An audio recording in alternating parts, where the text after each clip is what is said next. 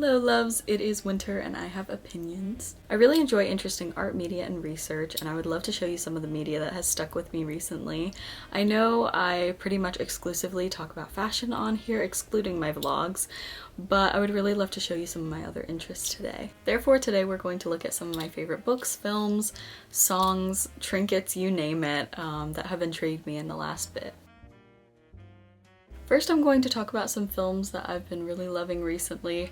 Note that I am not a movie connoisseur. I simply love entertaining, interesting, and beautiful media. I really enjoyed 3 films in particular this season, the first of which being Room with a View. This is a film from 1985 directed by James Ivory. The film is based on a book of the same name from 1908 in which the main character feels pressured by strict Edwardian society. The main character, Lucy, played by a young Helena Bonham Carter, takes a trip to Italy where she becomes intrigued with George, who has a broader worldview than the other members of high society around her. The second half of the movie takes place in England, where we meet our second love interest, Cecil. Cecil embodies many characteristics of English society during this era, but when George comes back, Lucy must choose between her 2 lovers. I really love this film. There were some really beautiful shots, especially in Florence around the Piazza della Signora, I believe it's called, and in this one really beautiful church. I also really love how romance is depicted in this film. I don't want to say too much about that because I fear it will spoil it for all of you who haven't watched it, but I highly recommend it. Next, I watched The Holdovers. This was a film from 2023 and it was directed by Alexander Payne. I remember when I first watched the trailer for this movie and I wanted to watch it immediately. The story follows a pessimistic teacher at a New England prep school in the 70s who agrees to babysit the holdovers, also known as the students of the school who are left behind over the winter break. The troublemaker student of the group, Angus, the teacher, Mr. Hunnam, and the cook, Mary, all form an unlikely bond as they struggle through the holidays with their own personal challenges. It is a very solemn movie in contrast to all of the holiday and Christmas movies out there, but I think it's really beautiful and representative of a lot of the gloom that so many people feel during the holiday season. Although there is that sense of gloom, you also get these feelings of comfort and unexpected spurts of light throughout the whole film. I think this film was cast perfectly. The teacher, played by Paul Giamatti, and Angus, played by Dominic Sezza, they just harness such a beautiful, rocky, growing relationship that really made the film. And Mary, played by Divine Joy Randolph, she just played the role of a grieving mother so beautifully. I definitely recommend adding this film to your list this winter if you haven't watched it already. It's really great. I highly recommend it. Lastly, for films, I'm going to add yet another period piece. Well, creative period piece, since it's not the most historically accurate film.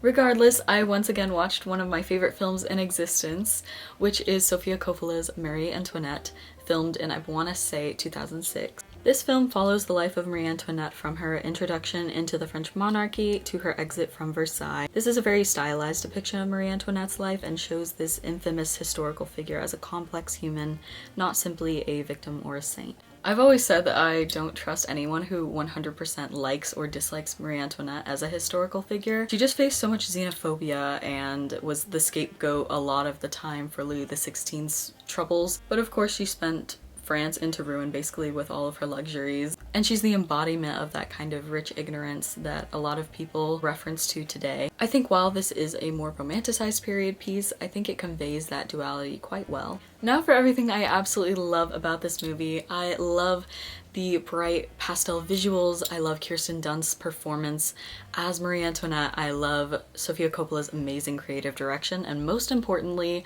I love the soundtrack. This incredible soundtrack is filled with songs from some of my favorite bands of all time, like The Cure, The Radio Department, Susie and the Banshees, and so many more, as well as some incredible modern classical pieces. This is one of my favorite movie soundtracks of all time.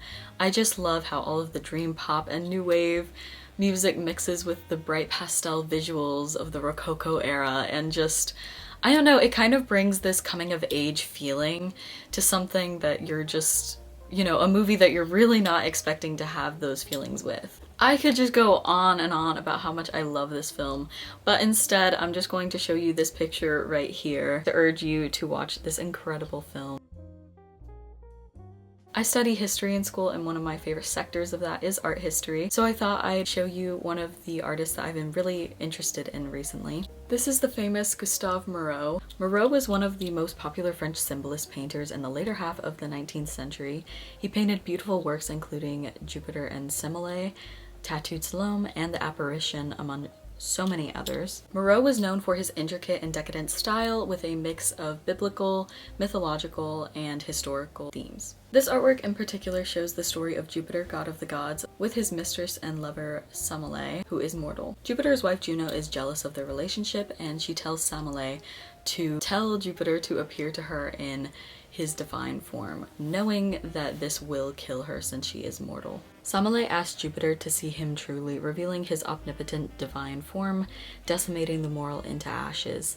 This depicts the inability of mortals to withstand the presence of the gods. However, being a symbolist painter, there is so much more going on in this artwork, from the depiction of death in human form, a satyr representing mankind trying to fight against their animalistic nature, and even her hair blowing by during her death. Her hair is full of jewels, almost like debris from an explosion. I just think it's really interesting. I love these artworks, and even though I have been learning a little bit more about Moreau, I would like to learn a little bit more about him and the paintings.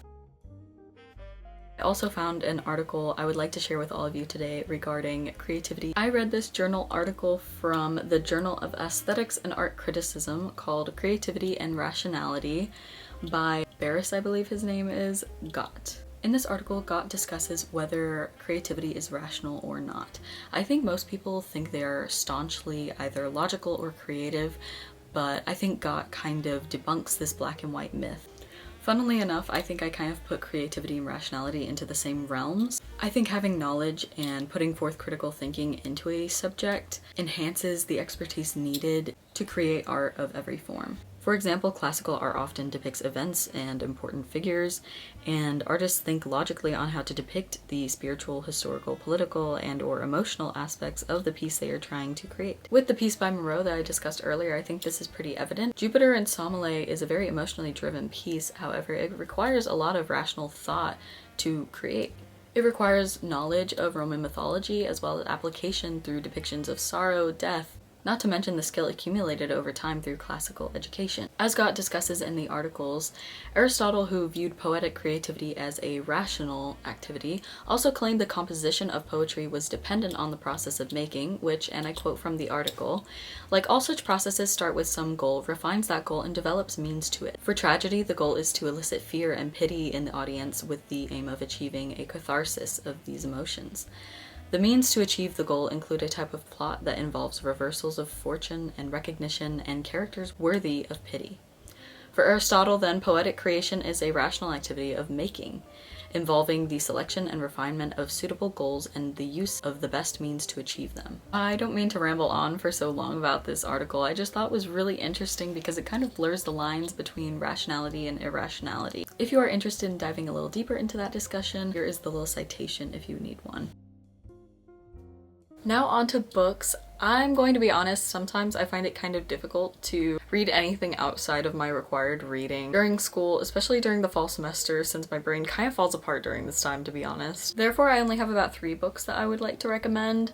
I'm going to start with one book from my courses. I read this for my Modern American History course, and I really enjoyed it. My professor made a list of about 10 books that we could read that would aid us in our historiographical papers due at the end of the semester, and I decided to read Torchbearers of Democracy, African American Soldiers in the World War I Era by Chad L. Williams. This book follows the history of African Americans in World War I before, during, and after the war. In the book, Williams discusses how scholars often fail to look beyond discriminatory military policy when discussing African American history in World War I, and instead he wants to focus on how African American soldiers shaped the war and really made such a successful outcome, how the war experiences contributed to a more unified African American population, and how that contributed to the long civil rights movement. At a time in American history where extreme patriotism and pride in oneself were extremely interwoven, it is critical to recognize the importance of Black Americans making a space for themselves during the war when many white Americans didn't want them to enter the war and gain that social status and recognition. I think this is a great condensed history of this subject. It doesn't read too much like a textbook. You don't need a lot of background knowledge. I would really recommend this book if you're someone who's really interested in American history, or if you just want to conceptualize the long civil rights movement a little bit better. Next, I read The Secret History by Donna Tartt. No, I did not steal this library book, by the way. I found this at the Goodwill bins and now it's mine. I am kind of cheating with this one because I did read this for the first time last summer, but I read part of it again recently and it just made me remember why it is my favorite book in existence. I read The Goldfinch by Donna Tartt about 4 years ago, and I just fell in love with her descriptive, beautiful writing style, and it definitely made me want to pick this up when I saw it just laying there in the Goodwill bins. I just started reading it and I could not put it down. I know it's a very popular book amongst people in my niche, but if you have not read it, I highly recommend this book. The story follows a group of eccentric classic students at a liberal arts college in Vermont. The narrator's romanticized world slowly unravels throughout the book as these students partake in some pretty horrific acts and question morality. I know that is a very short and vague description, but I personally think that this book is so much better when you go into it completely blind. I think the author did a brilliant job of drawing you into the characters in this book and really making you feel like you're part of the friend group. She also does an amazing job at telling a very descriptive and engaging story while discussing themes such as cult mentality, academic elitism, and morality. I would love to do a more engaging, in-depth analysis of this book, but as I am just recommending this for now, I just really encourage everyone to please go read this book. Lastly, for my very short list of books that I would recommend this season, I finally finished The Picture of Dorian Gray by Oscar Wilde. I yearn for books about unraveling madness in really dark, fancy settings. What can I say?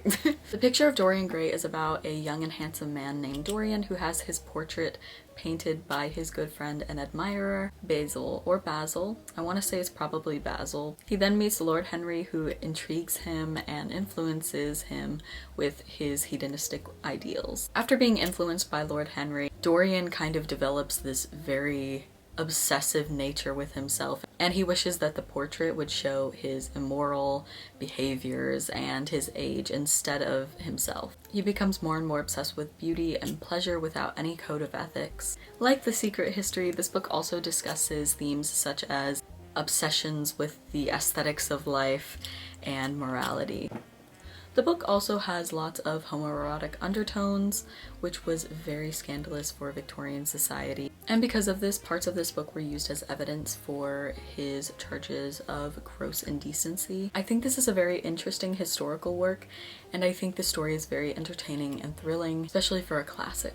I'm sorry, literally all of these books are like critically acclaimed, like have won so many awards, pretty much everyone knows about them, so I promise next time I will have a few more underrated books.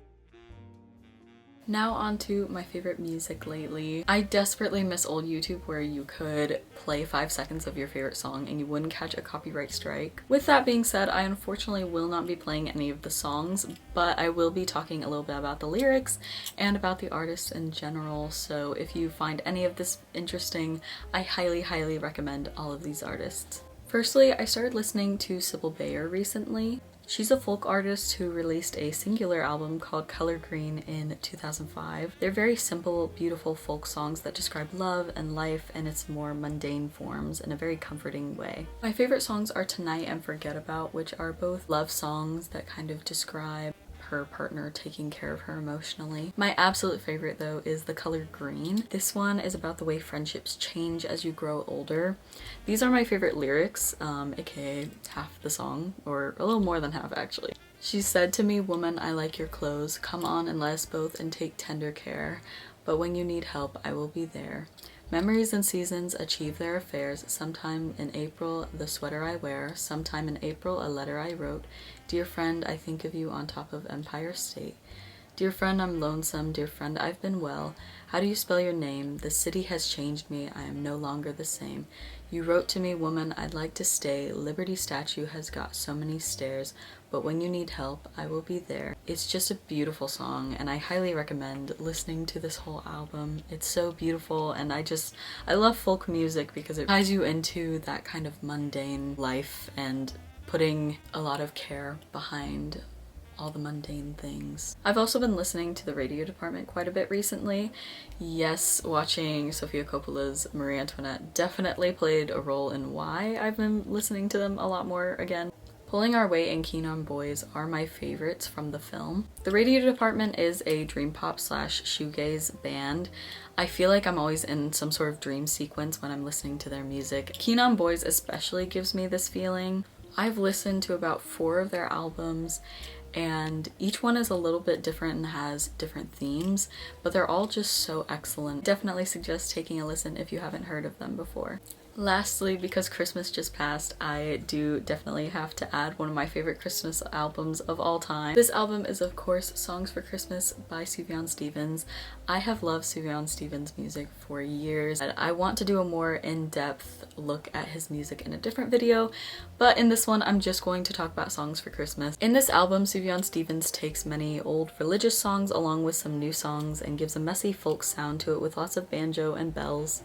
He also has several versions of songs like O Come, Emmanuel. I think he has about 3 versions on the album, and I love every single one of them. The first version has that folky, banjo-heavy sound to it that I really love, and then the second version is a more traditional version with lots of piano and harmonies. There's even that third version at the very end of the 42-song album that is purely instrumental, and I think that one's beautiful as well. I love this album because of the creativity and the beautiful mix of that traditional Christmas charm along with that whimsical folksy sound. The next category is clothing and trinkets. I put these categories together because there aren't too many items. To start, I bought these beautiful tights a while ago and I have been wearing them pretty consistently.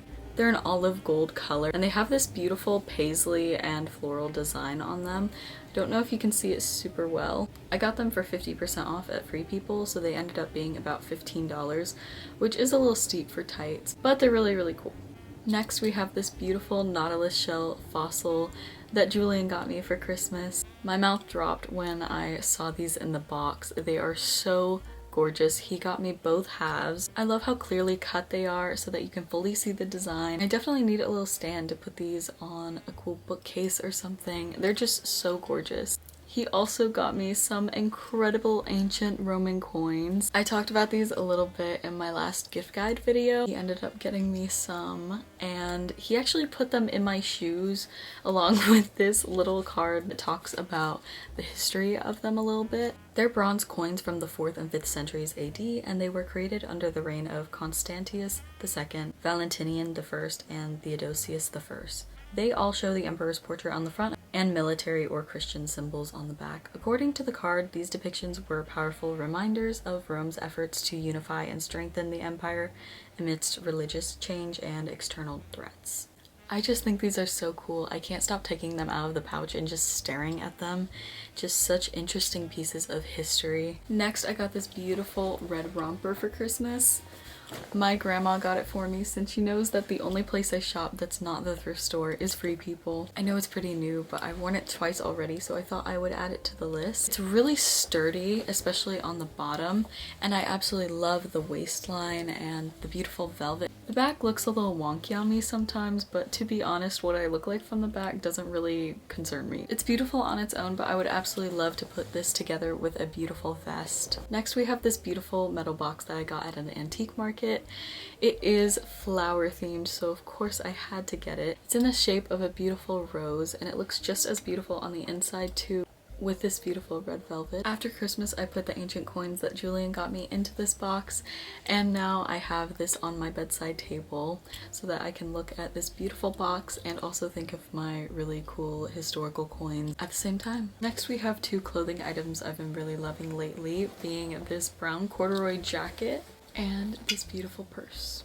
This is Julian's jacket actually, but I wear it more, so it's basically mine. He bought it at Goodwill and it's by the brand Gap. I've been wearing this most of the time since it's not very cold in Texas right now. The color is perfect, especially since I've been really into earthy tones. And I love anything corduroy, so it's definitely been a wardrobe staple recently. Like I mentioned before, this purse has also been a favorite for me recently. The brand is Rossetti. It's just a normal brown bag with some brown leather details, but it's just so simple and beautiful. It has quite a bit of space for such a small bag, as you can see. Next, we have 2 more Christmas presents from my mom that I have been so excited about recently. There's this antique shop she found just a couple towns over and it's her favorite now. And it's officially my favorite now, and she got these items from that shop. First, she found this gorgeous green enameled vase with 3 matching cups. I love the hand-painted design and the beautiful gold details.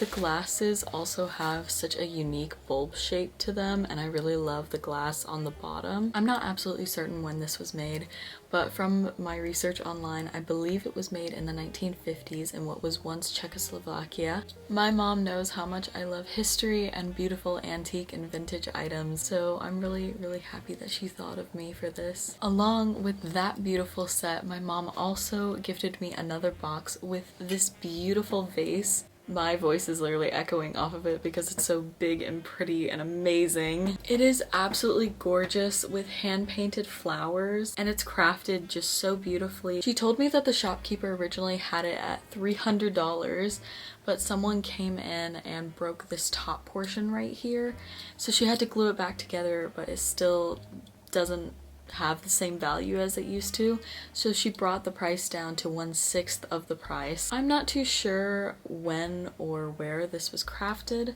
but it looks absolutely beautiful and it has this little mark on the bottom. It's just so beautiful, and I've been looking for a beautiful place to put this as well. I'm so thankful for all of the beautiful gifts I've received this year. I'm just so grateful that I have people in my life that look at beautiful items and think of me. I just think there's such care in that. Anyways, I think I've covered all of my niches, between history to philosophy to antiques to fun clothing. Anyways, thank you so much for listening to me ramble on and on. I really appreciate all of you, and I really hope you have a wonderful day or night wherever you are. Thank you once again, and goodbye.